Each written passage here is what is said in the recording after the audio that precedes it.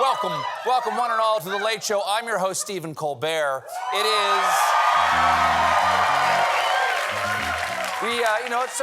this is my job to come out here and talk about what everybody was talking about today, but it was a very strange news day full of unpleasant people, which is why we've entitled tonight's monologue, The Late Show's Oops, All A-Holes.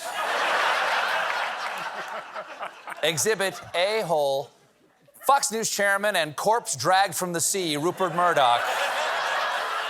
Last month, Murdoch sat down for a deposition as part of Dominion Voting System's $1.6 billion lawsuit against Fox News, and he admitted under oath that election lies were knowingly endorsed by Fox hosts Sean Hannity, Jeanine Pirro, Lou Dobbs, and Maria Bartiromo, collectively known as Dumb, Dumber, Dumbest, and Sean Hannity. But when...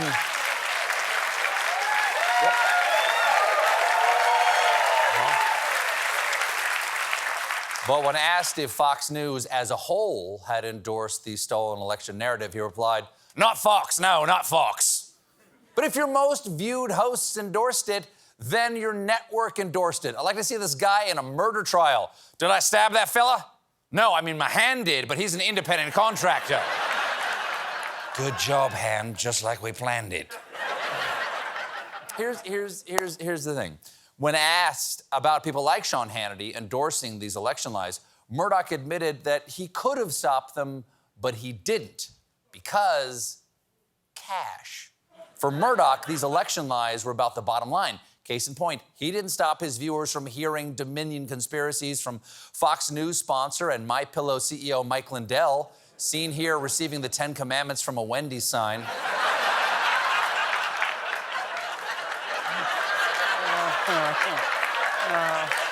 Yes, that's Biggie God.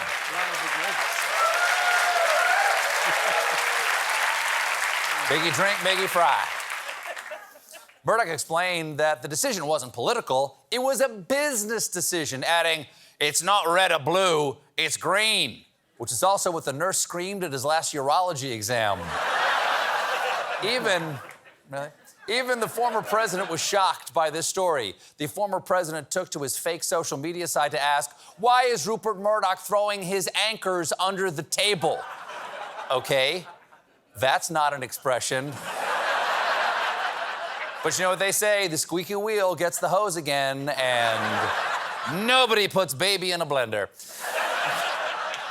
The Dominion lawsuit is a massive story, which is why Fox News isn't covering it. In fact, if you go to their website and search the past 2 months for the words Dominion voting systems, you don't get an article, not a single article.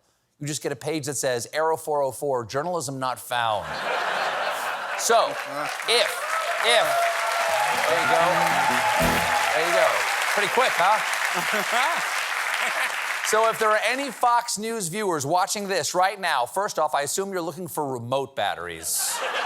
Try the junk drawer in the kitchen. Second, you should know a few things about Fox that it isn't telling you. Fox News is being sued for defamation because their hosts endorsed lies about the 2020 election while their text messages to each other prove that they knew Joe Biden won fair and square and that their guests talking about stealing the election were all crazy liars. Also, no one can invent a pillow. They already existed.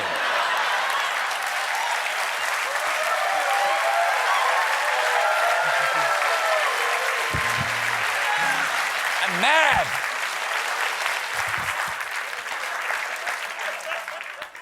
Speaking of big dumb a-holes, there's news about Florida Governor Ron DeSantis. Seen here getting kicked in the Florida Keys.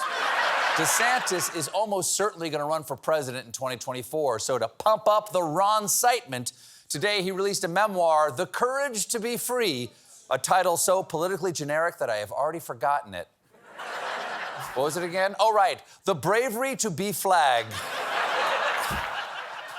Ron DeSantis' main goal, make America Florida. No. No. We already have one, okay?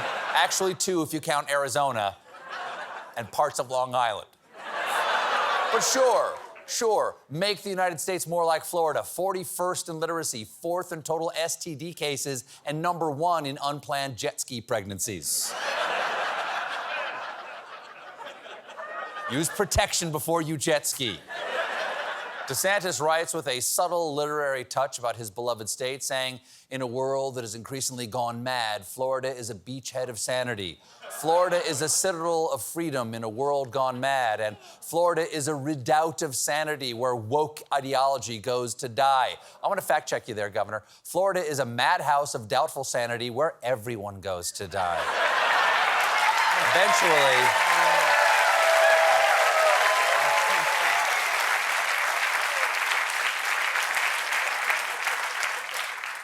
in his book, which again is titled The Freedom to Be Hamburger, DeSantis writes about how his parents came from gritty, working-class, God-fearing towns in Ohio and Pennsylvania, which he claims gives him Rust Belt values. You grew up in Florida. This guy is so thirsty for approval from the heartland. My parents were from the Rust Belt. My uncle married a steel beam.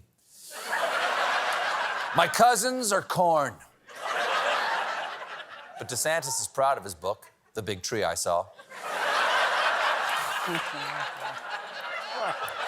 That's my favorite. That's my favorite. The Big Tree I Saw is my favorite. As he told his buddies on the Fox News. I actually wrote it. I think it comes across as more authentic because it is me writing this. That's right. Every word is pure, uncut DeSantis. When you read The Commitment to Eat Crayons, you realize that it's all straight from his brain, or as the New York Times described it, a culture war Mad Libs that can't distract from the dull coldness at its core and courageously free of anything that resembles charisma or a discernible sense of humor. Okay, that's not, no, no. That's not fair. If he didn't have a sense of humor, why would he title his book, How Do They Fold the Pretzels? That's good, too. I like that one, too. Doesn't make sense, and I like it. A chunk of DeSantis' book is about his whole dust-up with Disney. Here's what happened. Last year, DeSantis passed his anti-LGBTQ Don't Say Gay law, and when Disney spoke out against it, he punished them by signing a bill that gave the state control over Disney's Orlando theme parks. Now, on some level, that does make sense. A theme park shouldn't get to have its own government just because people walk around in funny costumes, all right? We already have Vatican City for that.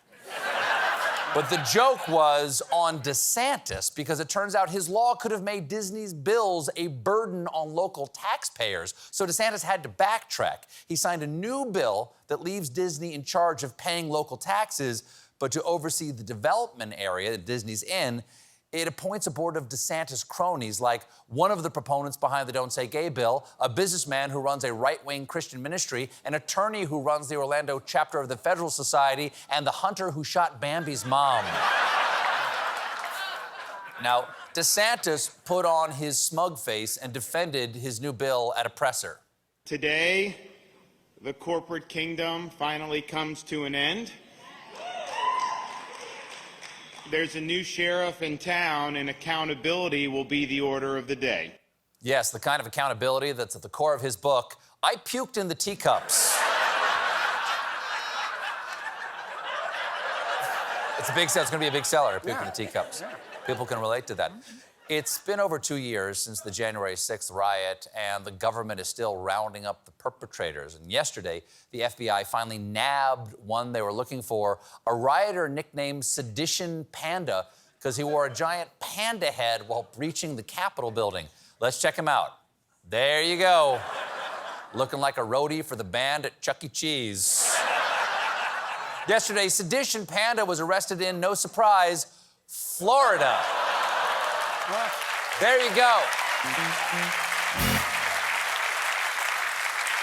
So, when Ron DeSantis says, "Make America Florida," this is what he's talking about. That's why he called his book, A Panda with a Planda. We got a great show for you tonight. My guest is Al Penn. And I also am going to give the Colbert questionnaire to a young man named Prince Harry. When we come back, I'll tell you which of the latest dating trends make me the happiest man, and I am no longer single. Join us, won't you?